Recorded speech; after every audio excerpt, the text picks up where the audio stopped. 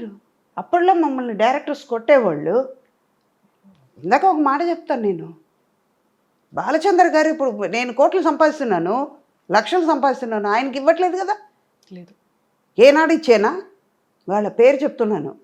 వాళ్ళ దగ్గర మేము వాళ్ళు ఎలా ఉండాలని నేర్చుకున్నాం కానీ, వాళ్ళు మీద చెయ్యి మీద వేసేసి వాళ్ళతో బయటకు తిరిగేటప్పుడు బాగానే ఉంది. మిగతాదన్నీ చేసేటప్పటికి అసహ్యం ఉంది అని వాళ్ళ మీద ఎందుకు రివర్స్ అవుతారు?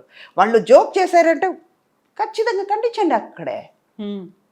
మీ లిమిట్ దాటనీయకండి. మీరు లిమిట్ దాటకండి.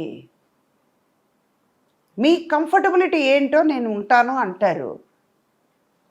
అమ్మ మిమ్మల్ని కళ్ళు చూసి నేను మాట్లాడతాను. అలాగే ఇప్పుడు మీరు మైక్ పెట్టుకున్నారు, మొబైల్ పెట్టుకున్నారు, వాచ్ కట్టుకున్నారు, ఒక గాజులు వేసుకున్నారంటే నా కళ్ళు అలా తిరుగుతుంది. బాగానే ఉంది కదా అని తిరుగుతుంది. నేను డ్రాయర్ ఇంతే వేసుకుని తిరుగుతాను, వాడు చూసాడని అంటే వాడు తప్ప నీ తప్ప అది. నేను చించపరిచట్లా. మనం ఉండేదాన్ని బట్టి ఉంది. ఒక బ్యాగ్ ఉంది, దాంట్లో ఎంత పెట్టగలుగుతారో అంతే పెడతారు. సూట్ కేసు పెట్టాల్సింది బ్యాగ్లో పెడితే ఎలాగా?